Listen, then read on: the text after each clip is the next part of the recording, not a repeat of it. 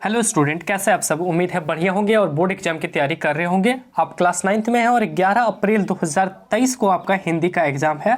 तो ये वीडियो आपके लिए बहुत ज़्यादा इंपॉर्टेंट है, क्योंकि आज के इस वीडियो के माध्यम से हम एनुअल क्लास 9th एग्जामिनेशन जो कि झारखंड बोर्ड द्वारा लिया जाना है, हिंदी का एग्जाम होगा आपका 11 अप्रैल को और इंग्लिश का भी एग्जाम होगा। लेकिन आज के इस वीडियो में हम 11 अप्रैल 2023 को होने वाले क्लास 9th के हिंदी की परीक्षा के लिए महत्वपूर्ण 40 VVI ऑब्जेक्टिव प्रश्नों को देखेंगे जो आपके बोर्ड परीक्षा में निश्चित तौर पे आएंगे। यहाँ पे जो आपको प्रश्न कराए जाएंगे वो बिल्कुल एजेटिक जो पैटर्न बोर्ड एग्जाम में रहेगा, जैसा क्वेश्चन बोर्ड एग्जाम में पूछा जाएगा, जितने पैसेज बोर्ड एग्जाम में रहेंगे, जितने व्याकरण से सवाल रहेंगे, जितने बुक से रहेंगे, बिल्कुल उसी पैटर्न को ध्यान में रखते हुए तैयार किया गया है और जो आपके बोर्ड परीक्षा के लिए बहुत ज्यादा इंपॉर्टेंट है। एज यू नो, जैसा कि आपको पता है कि आपकी बोर्ड परीक्षा इस बार ऑब्जेक्टिव टाइप होगी, तो बिल्कुल हम ऑब्जेक्टिव प्रश्न को देखेंगे। 40 प्रश्न पूछे जाएंगे तो 40 ही प्रश्न देखेंगे। ये हमारा हिंदी का पहला सेट होगा। हम आगे भविष्य में यानी कि आने वाले वीडियो के माध्यम से और भी सेट को देखेंगे, तो बने रहिएगा इस वीडियो का एंड तक। चलिए शुरू करते हैं आज के इस वीडियो को। देखिए जी, ये है वर्ग नवम हिंदी ए। हिंदी ए आपकी परीक्षा के मतलब बुक का नाम होगा, ठीक है। वस्तुनिष्ठ प्रश्नोत्तर खंड अ। तो आपके परीक्षा में देखिए खंड 22 प्रश्न पूछे जाएंगे। पहले खंड में आपके 1 नंबर से 10 नंबर तक के पूछे जाएंगे, ठीक है, 1 से लेकर 10 तक। और जिसमें आपके क्या पूछे गए हैं, जिसमें आपके पैसेज से सवाल रहेंगे, गद्यांश से सवाल रहेंगे जी। किससे? गद्यांश से। तो पहला एक गद्यांश दिया गया, यहाँ पे आप देख पा रहे हैं एक गद्यांश दिया गया और उससे कितने सवाल, 5 सवाल पूछे गए। और फिर से दूसरा एक गद्यांश दिया गया और उससे फिर कितने सवाल पूछे गए, 5 सवाल पूछे गए। पहला चीज ये हो गया, पहले हम चीजों को क्लियर कर लेते हैं। दूसरा हो गया खंड ब। खंड ब में आपका प्रश्न कितना पूछा गया, 11 नंबर से लेकर 25 नंबर तक प्रश्न पूछे गए, ठीक है। जिसमें आपको एक लेटर दिया गया, पत्र जिसे बोलते हैं, और पत्र में बोला गया है, खाली जगह छोड़ दिया गया है, जैसे कि यहाँ पे क्या भराएगा वो पूछा गया है। तो वो पत्र वाला क्वेश्चन कुछ इस तरह से पूछा जाएगा और यहाँ पे आपको ऑप्शन दिए गए होंगे कि कौन से जगह पे क्या भराया जाएगा, ठीक है। दूसरा चीज हो गया।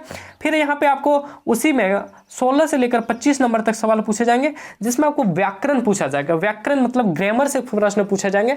तो ग्रामर से 16 से लेकर 25 नंबर तक का सवाल ग्रामर का रहेगा, जिसमें आपको बताने होंगे कि किसका क्या आंसर होगा। तो यहां तक आपका ग्रामर के सवाल हो गए। उसके बाद आपके बुक, जिसे पाठ्य पुस्तक कहते हैं, और बुक से बहुत कम सवाल पूछे जाएंगे। सर कितने सवाल बुक से पूछे जाएंगे, तो 26 से लेकर 40 तक, यानी कि 15 सवाल, कम नहीं हुए, बहुत सवाल हुए, 15 सवाल आपके बुक से पूछे जाएंगे। तो टोटल सवाल सर 25 इधर से और 15 बुक से। अगर आप नॉर्मली बात करें तो 10 प्रश्न आप पैसे से आसानी से प्राप्त कर सकते हैं, 10 नंबर में 10 नंबर, ठीक है। पहला चीज समझ गए। दूसरा आपका 15 आपका ग्रामर से पूछा जाएगा, ठीक है। ग्रामर में भी आप अगर थोड़े बहुत अच्छे पढ़ेंगे, थोड़े बहुत से अगर पढ़ लेंगे, हमसे पढ़ लेंगे, तो ग्रामर में भी आपका 10-12 नंबर आ जाएगा। और बाकी बुक अगर आप पढ़े होंगे, रीड किए होंगे, नहीं तो हम जो कराएंगे उससे कर लेते हैं। मतलब ओवरऑल कहने का मतलब है, अगर आप बुक नहीं भी पढ़े होंगे तो आपके बोर्ड परीक्षा में 20 नंबर के आसपास नंबर आ जाएंगे। लेकिन आपको 20 नहीं लाने, आपको तो 40 में से 40 लाने हैं, ठीक है। तो चलिए देखते हैं, शुरू करते हैं। पहला प्रश्न की ओर बढ़ते हैं हम लोग। पहले हम लोग पैटर्न को समझ लिए, अब आगे की वीडियो में नहीं से ऐसा कुछ बोलेंगे, आगे डायरेक्ट क्लास पे आएंगे। तो पहले दिया गया है, निम्नलिखित गद्यांश को पढ़कर उससे दिए गए प्रश्नों का सही विकल्प का चुनाव करें। लिखा गया भारतवर्ष बहुत पुराना देश है, उसकी सभ्यता और संस्कृति भी बहुत पुरानी है। भारतवासियों को अपनी सभ्यता और संस्कृति पर बड़ा गर्व है। वैज्ञानिक आविष्कारों द्वारा प्राप्त नए साधनों को अपनाते हुए भी जब अनेक देशवासी अपने पुराने रहन सहन और रीति रिवाज को बदलकर नए तरीके से जीवन बिताने लगे, तब भी भारतवासी अपनी पुरानी सभ्यता और संस्कृति पर डटे रहे और बहुत काल तक यह देश ऋषि मुनियों का देश भी कहलाता रहा। विश्व के मानव जीवन के उस नए दौर का असर पूर्ण रूप से भारतवासियों पर पड़ा नहीं। हवाई जहाज की सैर की सुविधा के मिलने के बाद भी पैदल की जाने वाली तीर्थ यात्राएं होती रही है। 5 नक्षत्र वाले होटलों में शावर बाथ की सुविधा होते हुए भी गंगा स्नान और संध्या वंदन का दौर भी चलता रहा है। कारण यह है कि जब जीवन में उन्नति के लिए अन्य देशवासी नए आविष्कार और उनके द्वारा प्रदान की गई सुविधाएं के पीछे क्या होते, भाग रहे थे तब भी भारतवासियों को अपने रीति रिवाज और रहन सहन पर पूरा विश्वास था। तो ये पूछा गया है। तो अब यहाँ से सवाल दिए गए, भारतवर्ष कैसा देश है? तो कैसा देश है अभी हमने पढ़ा, एक बहुत ही पुराना देश है, बिल्कुल क्या हो जाएगा सही जवाब। लेकिन यहाँ पे आप गलत कर लेते, सारा तुरंत लगा दिए लेकिन यहाँ पे गलत हो जाता। देखिए यहाँ पे क्या दिया गया, पुराना भी दिया गया, बहुत पुराना दिया गया। तो भारत कैसा है? भारत एक बहुत पुराना देश है। जल्दीबाजी में आप ए लगा देते इसलिए हमने आपको बता दिया, ठीक है। कौन देश ऋषि मुनियों का देश कहलाता रहा? तो भारत जी, आसान क्वेश्चन है।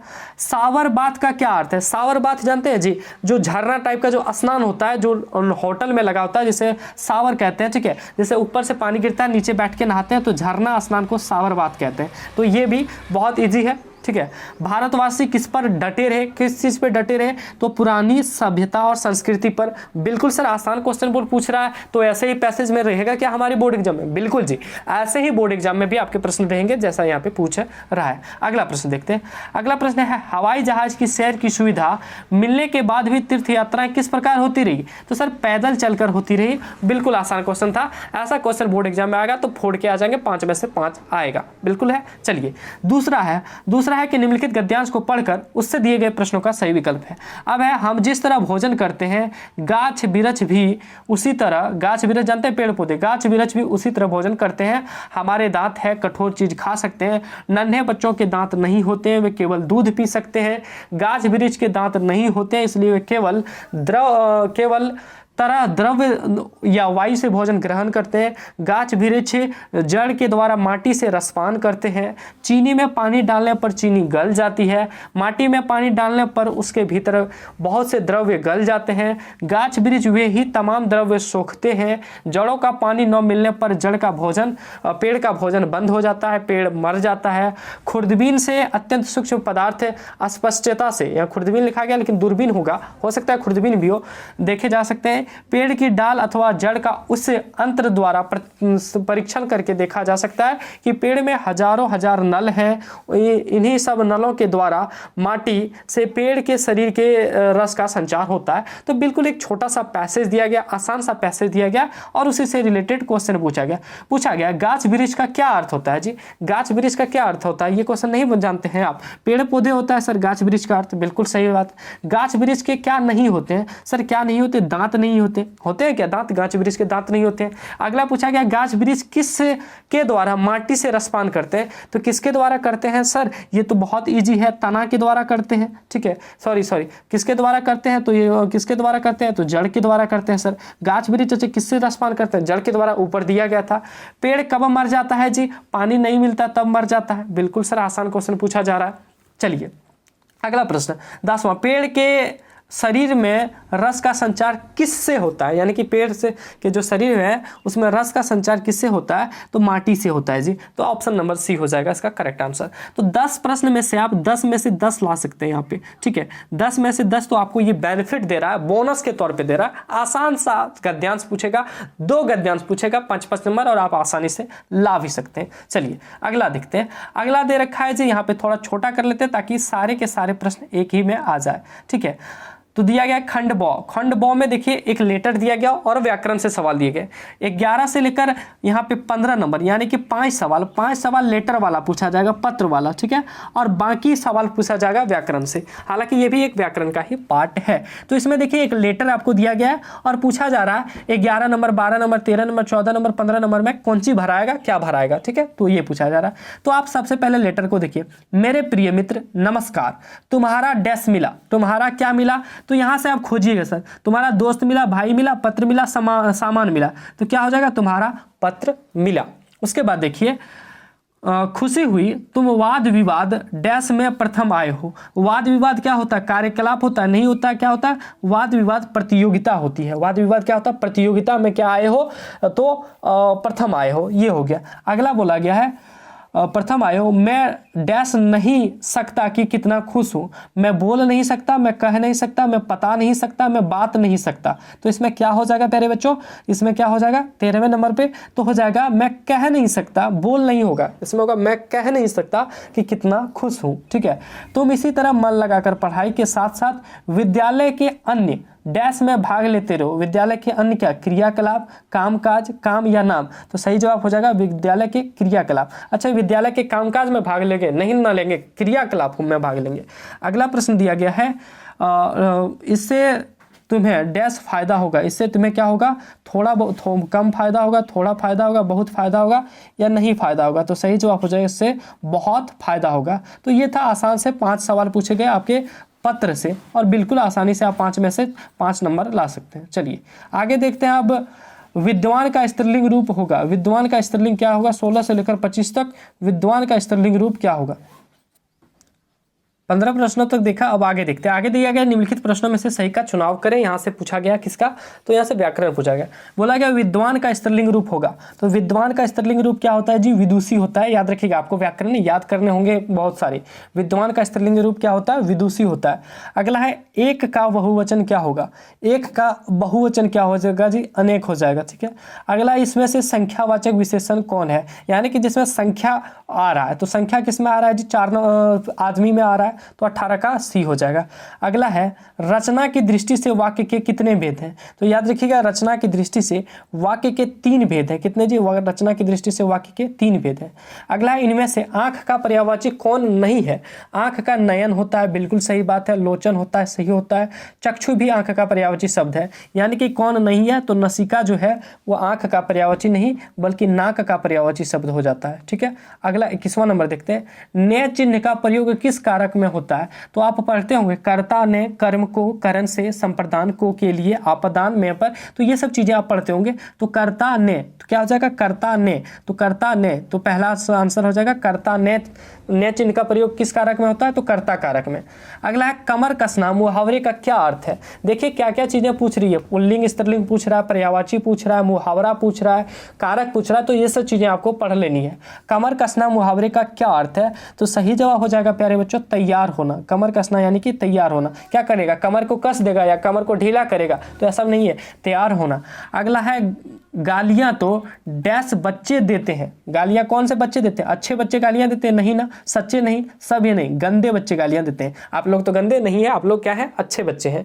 तो गंदे बच्चे क्या देते हैं, गालियां देते हैं। छोटा मोटा सवाल पूछा जा रहा है जी, बिल्कुल आप कर सकते हैं। ठीक है।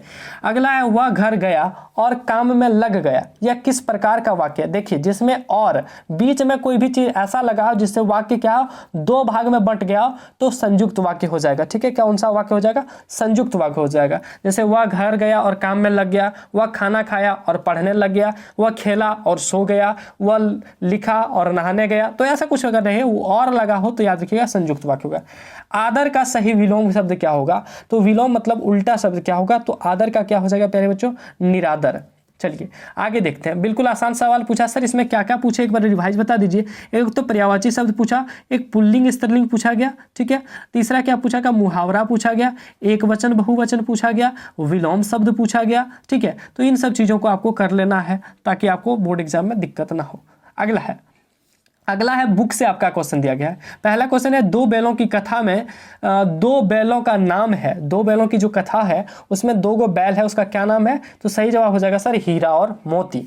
अगला है लहासा की और पाठ के लेखक का नाम है, या डियर स्टूडेंट आपके जितने भी हिंदी में आपके लेखक और लेखिक बुक जिसने लिखा है, मतलब कि जो कहानी लिखा है और उसके लेखक कौन है, पाठ और पाठ के लेखक का नाम आपको याद कर लेना है। ठीक है। 10, 12, 15 होंगे, उनको याद कर लेना है क्योंकि एक सवाल वहां से रहेगा। लहासा की और पाठ के लेखक का क्या नाम है, तो सही जवाब आपको बताना है प्यारे बच्चों। क्या हो जाएगा इसका सही जवाब, तो इसका सही जवाब हो जाएगा राहुल सांकृत्यायन। क्या हो जाएगा, राहुल सांकृत्यायन। ये दूसरा चैप्टर है आपका। मेरे बचपन के दिन किस प्रकार का पाठ है, मेरे बचपन के दिन किस प्रकार का पाठ है, तो संस्मरण पाठ है। ठीक है। संस्मरण पाठ है। हालांकि ये कहीं कहीं दिक्कतें आपको करेगी, लेकिन 1-2 सवाल कोई दिक्कत नहीं। मेरे बचपन के दिन संस्मरण पाठ है, याद रख लीजिएगा। विलासिता की सामग्रियां से बाजार भरा पड़ा है, यह पंक्ति किस पाठ की है, तो यह पंक्ति किस पाठ की है ये पूछा जा रहा है। तो सही जवाब हो जाएगा इसका कौन सा जी, उपभोक्तावाद की संस्कृति का पाठ है। ठीक है। अगला है इनमें से हास्य व्यंग के रचनाकार कौन है, तो हास्य व्यंग के रचनाकार कौन है, तो हरिशंकर परिसाई। हास्य व्यंग के रचनाकार कौन है, हरिशंकर परिसाई। अगला है किसको सब श्वासों की श्वास में कहा गया? किसको सब श्वासों की श्वास में कहा गया है जी? प्यारे बच्चों, ईश्वर को सभी श्वासों का श्वास कहा गया। ठीक है, अगला है कवि रसरावन किनकी भक्ति में लीन रहते? तो कवि रसरावन किसकी भक्ति में लीन रहते हैं? तो सही जवाब हो जाएगा कृष्ण की भक्ति में। अगला है कवि माखनलाल चतुर्वेदी जेल में कैसे हैं? तो कवि माखनलाल चतुर्वेदी जेल में कैसे हैं प्यारे बच्चों? तो जेल में उदास है, राइट आंसर हो जाएगा सी नंबर। अगला प्रश्न दो देखिए, ग्रामश्री कविता में किस ऋतु का वर्णन हुआ है? ग्रामश्री कविता आपका है, उसमें पूछा रहा है कि किस ऋतु का वर्णन हुआ है? तो शिशिर ऋतु का वर्णन हुआ है। ठीक है, हरा ठिगना चना का वर्णन किस कविता में हुआ? हरा ठिगना चना का वर्णन किस कविता में हुआ है? ये क्वेश्चन पूछा जा रहा है प्यारे बच्चों। तो इसका बच्चे काम पर जा रहे हैं उसमें हुआ है, याद रखिएगा। रीढ़ की हड्डी पाठ के लेखक का नाम क्या है? रीढ़ की हड्डी पाठ के लेखक का क्या नाम है? देखिए 2 सवाल यहाँ से पूछ गए, तो ये आपको 100% ये काम हम देते हैं, होमवर्क दे रहे हैं। अगर हमको आप गुरु मानते हैं, मतलब हमसे अगर पढ़ाते हैं, तो आप निश्चित तौर पर जो 15-16 आपके लेखक और चैप्टर के नाम है उनके किसने लिखा है उनको आप याद कर लीजिएगा, क्योंकि 2 से लेकर 3 सवाल निश्चित बोर्ड परीक्षा में रहेंगे। तो रीढ़ की हड्डी पाठ के लेखक क्या नाम है मेरे प्यारे बच्चों? तो जगदीश चंद्र माथुर। ठीक है, जगदीश चंद्र माथुर जो है रीढ़ की हड्डी लेखक के हैं। ठीक है, अगला है मृत्यु का तरल दूत किसे कहा जाता है? तो मृत्यु का जी तरल दूत किसे कहा जाता है? बाढ़ को कहा जाता है मृत्यु का तरल दूत। अगला है माटी वाली कहानी में किस समस्या पर प्रकाश डाला गया है? तो माटी वाली कहानी में किस समस्या पर प्रकाश डाला गया है? तो सही जवाब होगा विस्थापन पर।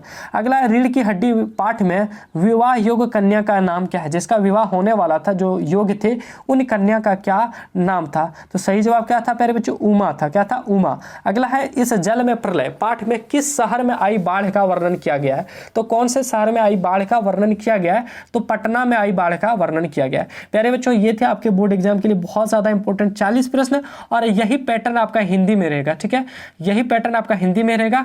हिंदी का ये हमारा पहला सेट था, आगे अन्य सेट भी देखेंगे, और उसके पहले हम लोग सेट देखेंगे, उसके बाद हम लोग ऑब्जेक्टिव क्वेश्चन जो आपके चैप्टर वाइज है उनको भी करेंगे। जैसे जैसे हमें समय मिलता है वीडियो आपको मिलती रहेगी। तो वीडियो आपको के लिए जुड़ने रहने के साथ हमारे व्हाट्सएप ग्रुप में जरूर ऐड हो जाए। हमारा व्हाट्सएप नंबर 9835146164 पर मैसेज कीजिए, आपको एक लिंक मिल जाएगा व्हाट्सएप ग्रुप में जुड़ने के लिए। उस पर आपको जुड़ जाना है और हमारे साथ बने रहना है, चैनल को सब्सक्राइब कर लेना है, ताकि जैसे कोई अन्य वीडियो आती है उनका नोटिफिकेशन आपको मिलने। और ये वीडियो अच्छी लगे तो लाइक कीजिए, दोस्तों में शेयर जरूर से जरूर कीजिए, ताकि उनको भी बेनिफिट मिल सके।